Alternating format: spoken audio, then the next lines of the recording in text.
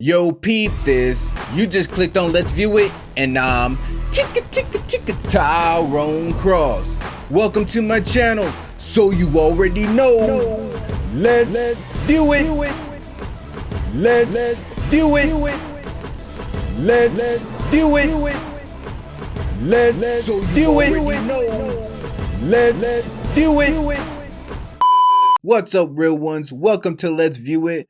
This is my channel where I try to entertain you at the highest levels with my sarcasm, with my controversial topics, with my super bright and wise opinions. And hopefully after all is said and done, I brought a little positivity to your life. And if not, I'll try again. And all I ask is after this video, if you enjoyed it, then please subscribe, help support me, and help support Let's View It. Let's make Let's View It more popular than Taylor Swift at a Chiefs game. So now let's get into this video. This video is going to be a controversial one, and honestly, my opinion about it pisses off Christians and it pisses off atheists. But in this video, I have Penn from Penn and Teller talking to Bill Moore, and he's stating how the best way to become an atheist is to read the Bible. So you already know. Let's view it. I believe that the best way to become an atheist is to read the Bible, cover to cover, beginning to end. But I don't mean read it with Bible study. I don't mean read it with alibis. I don't mean this is an allegory for this. I mean pick it up like my book and read it from beginning to end. Yeah. It's horrifying. It's horrifying. And well, especially the Old Testament is. Yeah. The New Testament is. The New Testament has all of that stuff that they just kind of slide over that's so anti-family. You know, Jesus says over and over, abandon your family and come with me. I mean, that, to me, that's more horrific than the stuff in the Old Testament, which is at least about tribes and warfare. This is about if the people you love most in the world, you must love Jesus more. And the whole idea of that is sickening. And I start the book by saying, if God, however you perceive God, I don't care, you know, he, she, or it, came to you, however God speaks to you, and told you to kill your child, would you do it? And if the answer is no, then in my booklet at some level you're an atheist. And if the answer is yes, I hope you reconsider. Right. I mean, I believe. Of course, that did happen in the Bible. Yeah, and you know, and then when you. But it was a practical joke. Exactly. When you bring it up to people, they say, "But God said no, you don't really have to." And the other argument is that I find so interesting is you said earlier on at the beginning of the show about morality. And my feeling about morality is if you're doing what you're doing for reward and punishment, it's not really morality. No. When I'm raising my children, my job, if you believe that parents have that much of an effect on children, which they have less than we think, but my job is to get my children to act in ways that are moral when there is no fear and no reward, but to do it for the sake of doing it. When you add everlasting life as the reward and everlasting torment as the punishment, there can be no morality. We need to treat each other well because we love each other. So as I said earlier, my opinion about this pisses off Christians and it pisses off atheists. Now, what opinion am I talking about? It's this. I don't believe everything in the Bible is real. I believe some parts are made up, and I believe some parts are taken out. Now, real quick, let me clarify. I believe in God. I have a relationship with God, so I'm not an atheist. Now, I have met some Christians that will agree or admit that the Bible has been edited, changed, altered. But for some reason, they all believe it's been altered into correction, I guess. I don't know how they ignore the fact that they know the Bible's been altered, but then read it as if it's never been altered. But anyways, the reason why it pisses off the Christians or religious people is because they want to believe that the Bible is flawless, that the Bible is directly verbatim God's word, and because of that, it cannot be corrupted. And the reason why it pisses off atheists is because my opinion leaves open the possibility that God and the devil are real. So like I was saying, the Bible has been changed. It has been manipulated by the devil.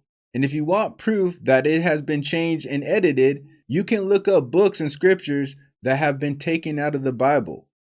Jespers, the book of Enoch. These things you can look up, you can read them, but they have been removed from the Bible. So the devil has manipulated the Bible to make it confusing, to make it unbelievable, to make God look like a bad person, or to make us believe things about God that aren't true. Now you guys are probably wondering, how the hell do I know this, or why the hell do I even think this? Well, from a Christian's or Catholic's point of view, the Bible is real. There is nothing fake in the Bible. Now, to an atheist, the Bible is fake. So if the atheists say all these stories are fake, and the religious people say all the stories are real, then that means that atheists must think that religious people are lying and that the Bible is a lie. Because anytime something is made up but is claimed as truth, it is now labeled as a lie. Now I hope you guys are still following me.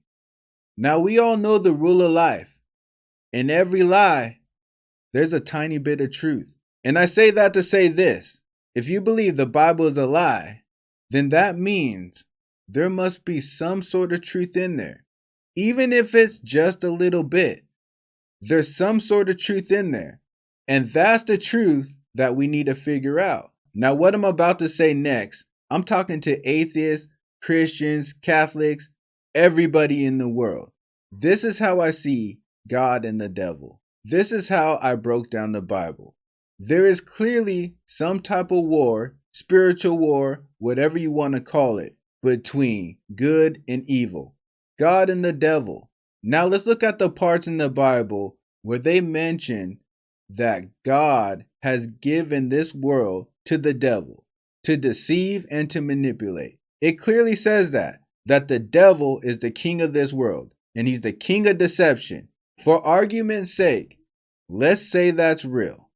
Let's just say that's real, that the devil gets to control this world, that he gets to deceive us, that he gets to lie to us, that he gets to tempt us.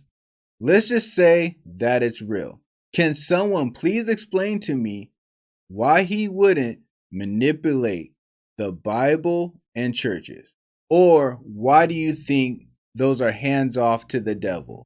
Even if you were to believe the whole Bible, nowhere in there does it say the devil cannot mess with the Bible or churches. So again, the story is the devil is the king of this world, right? He gets to manipulate, he gets to deceive, he gets to do his will, but of course without physically touching us, right? We can all agree that that's a huge part of this story.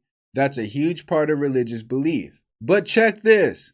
Isn't the Bible and churches made after the devil was given this world? Of course it was. The Bible and churches and religion is from this world. And because of that fact, it confuses me on how people who believe in the Bible can figure or come to the conclusion that it's perfect and it's never been touched by the devil. Why do you think it's so confusing? If you want the ultimate proof that the Bible has been tampered with by the devil, I'll tell you what it is. It's people like Penn. It's the fact that atheists can use the Bible against God.